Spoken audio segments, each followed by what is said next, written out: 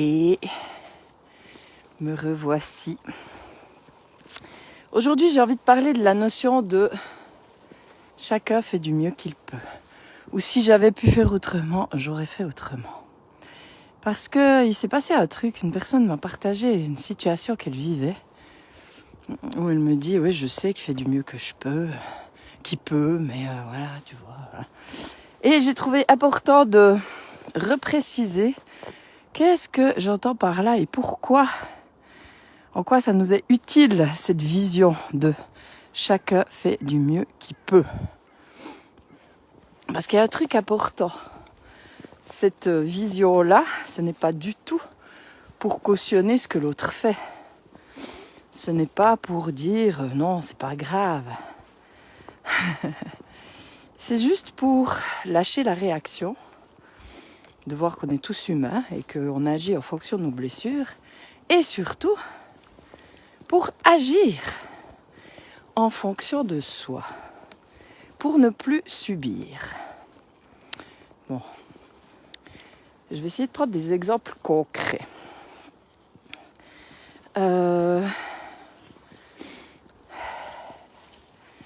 Qu'est-ce que je pourrais prendre comme exemple concret ?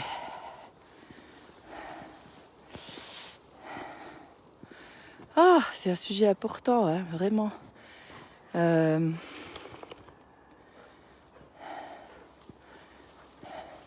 Ouais, comme exemple concret, je vois souvent, j'en aurai peut-être d'autres, hein, mais un des exemples qui me vient, c'est des personnes, et j'ai encore eu quelqu'un dernièrement, qui a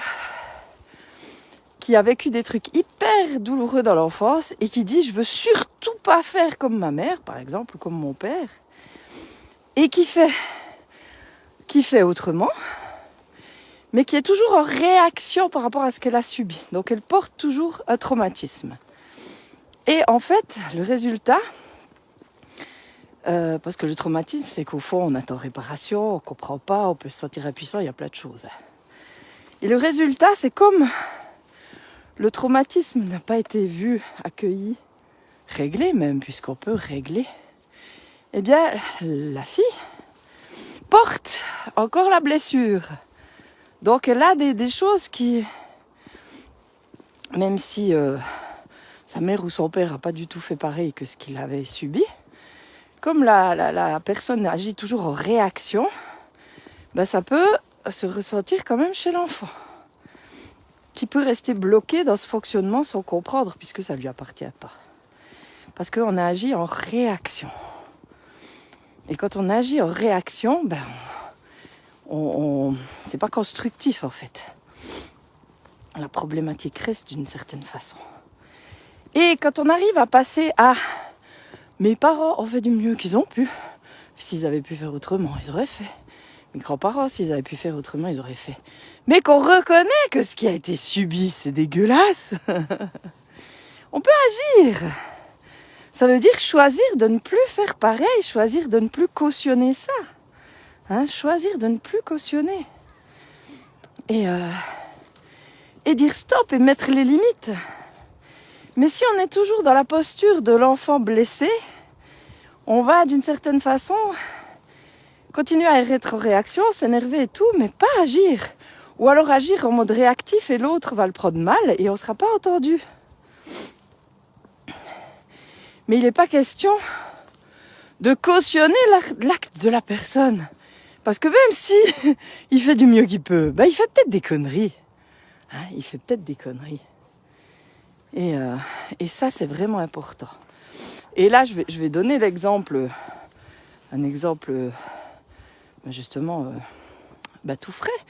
C'est justement une personne qui vient d'emménager dans un nouvel appartement et qui a une température de 17 degrés. Son propriétaire est en vacances et il dit ouais, je regarderai ça quand je viendrai, mais de toute façon c'est normal, enfin qu'il ne la prend pas au sérieux. Et qui ne fait rien. Et on est en hiver. Et c'est juste un truc dégueulasse. Même si lui, oui, dans certains sens, il fait comme il peut. Il est peut-être de mauvaise foi, il a plein de trucs. Mais la personne n'est pas obligée d'accepter ça. Parce que c'est inacceptable. Et on peut tout à fait voir que oui, la personne fait ce qu'elle peut, mais moi, je suis plus d'accord. Coucou Isabelle. Je ne suis plus d'accord de subir. Donc, ok, moi, c'est important que je mette les limites. Ça, c'est pas ok pour moi. Parce que, justement, souvent, par rapport au conditionnement, on accepte des choses ou on tolère des choses qui sont intolérables, quoi. Merde! Faut arrêter de déconner. Parfois, on a besoin de s'affirmer, de dire stop. Même si on est conscient que l'autre fait ce qu'il peut, il fait des conneries parfois. Et on n'est pas obligé de subir, on peut dire non. Et ça s'appelle le respect de soi. Donc pour moi, cette évidence que chacun fait du mieux qu'il peut, alors que les perfectionnistes me disent toujours « Mais non, j'aurais dû faire autrement, il aurait dû, il aurait pu. » Ou bien moi, j'aurais dû. J'ai dit « Pourquoi tu le fais pas ? Pourquoi tu ne le fais pas ?»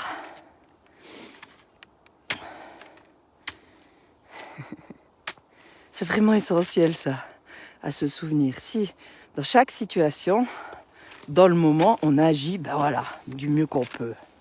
Mais ça ne veut pas dire que c'est bien. C'est ni bien ni pas bien. On agit comme on peut. Le lendemain, on peut se dire « Ah merde, là j'aurais pu faire comme ça, j'aurais dû, il aurait fallu. » Mais c'est le lendemain.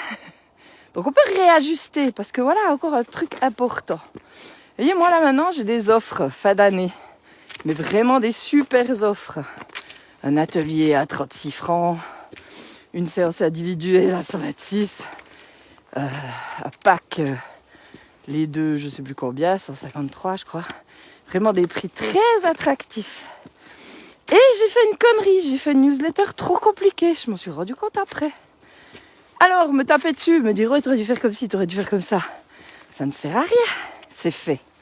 Par contre, je peux rectifier le tir. Et c'est ça. Rectifier le tir, c'est « Ok, comment je peux faire autrement ?» Rectifier le tir, c'est se respecter et dire les choses. Dire « Non, ça, je suis pas d'accord. » Rectifier le tir, c'est se respecter aussi. Et c'est toujours possible. Donc il y a un lien dessous cette vidéo où je rectifie le tir, où j'ai mis les offres en résumé avec des liens directs pour commander. C'est beaucoup plus simple que ma première newsletter que j'ai relue et que moi quand je l'ai faite, ça me paraissait évident. Et ce qui est vraiment incroyable, c'est que dans mes valeurs importantes, la simplicité c'en est une. Et je me rends compte que parfois, je suis trop compliquée. Mais me taper dessus, ça sert à rien. Je sais bien que je fais du mieux que je peux. Par contre, je peux m'améliorer. Parce que si je suis tout le temps en train de me taper dessus, je ne peux pas m'améliorer. Parce que j'entretiens une croyance que je suis nulle, que je ne fais pas assez bien, que c'est jamais assez bien, etc., etc. Alors que si je me dis, ok, là j'ai fait du mieux que je pouvais, comment je peux faire autrement pour que ce soit mieux ? Voilà. Et certaines personnes ont entre guillemets de la facilité à se remettre en question. Et d'autres, pour qui on va dire que c'est encore pas possible. Est-ce que ça le sera un jour ? J'en sais rien. Mais c'est pas pour autant que ceux qui subissent doivent subir sans rien dire. Non.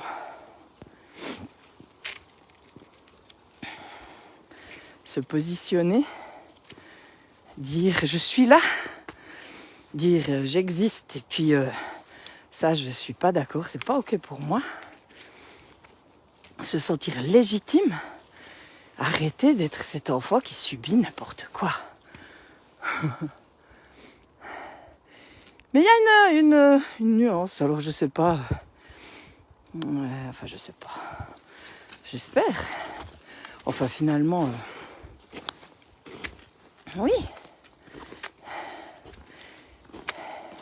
Elle est importante cette nuance parce que je vois aussi que c'est ce qui des fois empêche les gens de prendre, ça veut dire d'accueillir cette notion. L'autre fait du mieux qu'il peut. Mes parents ont fait ce qu'ils pouvaient. S'ils avaient pu faire autrement, ils auraient fait. Ça n'enlève rien à ce que j'ai subi, absolument rien. Mais ça enlève la réaction qu'on peut avoir contre l'autre. Et ça enlève aussi la capacité qu'on pourrait avoir de prendre nos responsabilités en étant adulte. C'est comme si on restait bloqué dans ces blessures de l'enfant. On attend toujours réparation, puisque c'est clair que l'enfant a subi. Mais l'adulte peut choisir. Et coucou Valérie, il peut choisir. Mais si on reste dans cette réaction de par rapport à l'autre, ben on n'avance pas. La réaction, c'est rigolo, hein, réaction, c'est les mêmes lettres que dans création. Et quand on est en réaction, on ne peut pas être dans la création. Donc ça, c'est un truc important à réaliser. Si je suis en réaction contre quelque chose, contre ce que j'ai subi ou contre ce que je subis, je ne peux pas être en création de la vie que j'ai envie de vivre. C'est pas possible. C'est les mêmes lettres, hein. Bon, comment ça résonne ça? Je sais pas s'il y a encore quelqu'un. Je vois personne. Mais c'était important pour moi de préciser parce que je vois que c'est pas forcément compris et c'est dommage parce que c'est essentiel d'entendre ça. Lâcher la réaction, c'est ne plus être en lutte, mais agir vraiment pour soi. Viens Ben.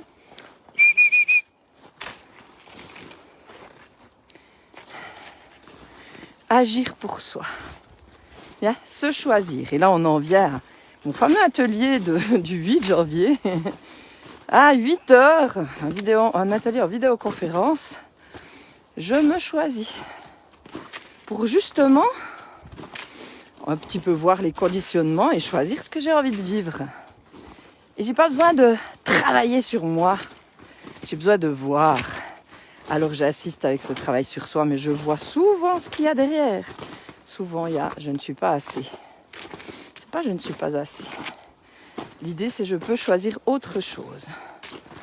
J'ai le conditionnement, mais je peux choisir autre chose que ça. Viens Ben, viens. Donc c'est ce que je proposerai dans cet atelier. Mais cette notion de « je fais du mieux que je peux » ou « si je pouvais faire autrement, je ferais », elle est essentielle. Allez Ben, on y va. Elle est essentielle. Allez gros, viens.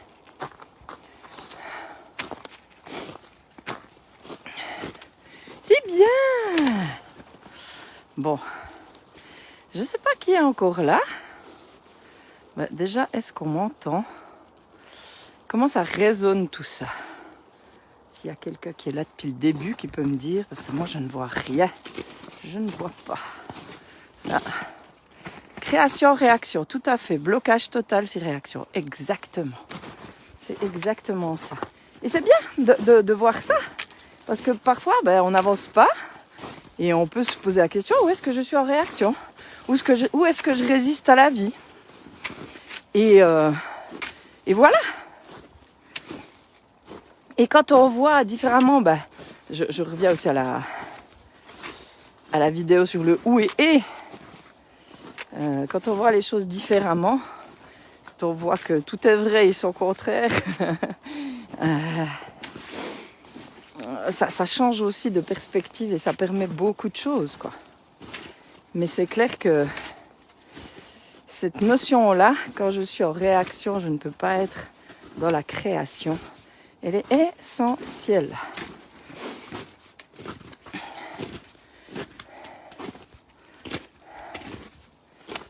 Et ça aide à guérir, enfin ça aide à se prendre dans les bras aussi, de comprendre. Et je dis pas que il y a des choses qui sont plus difficiles que d'autres à digérer, à faire la paix avec. Mais si on est conscient de ce qu'il y a derrière, de ce qui est en jeu, c'est plus facile de reprendre la manivelle. Et de se dire, ok, j'y arrive pas encore, mais ça ne va pas m'empêcher de choisir autre chose, quoi. D'être beaucoup plus en conscience de ce qu'il y a en jeu. Et ça change tout.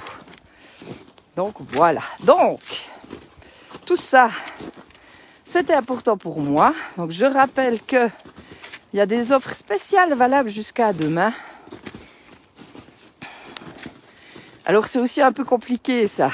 Les offres sont valables jusqu'au 28 janvier.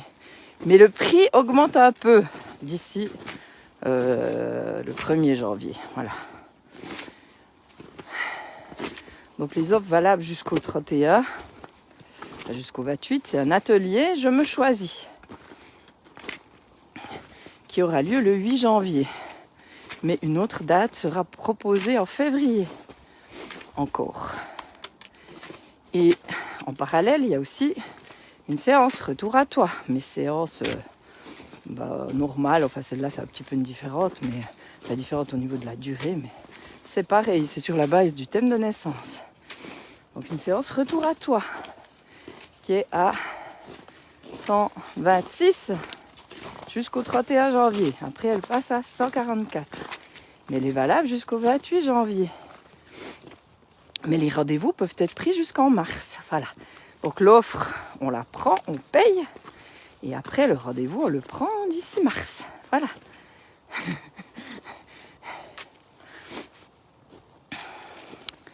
L'autre offre, c'est le pack qui combine l'atelier, Retour à toi, et la séance. Et là, je ne sais plus quel prix, je crois 153 au lieu de... Je ne sais plus combien ça fait le total des deux. Et là, ça passe après à 171 au 1er janvier.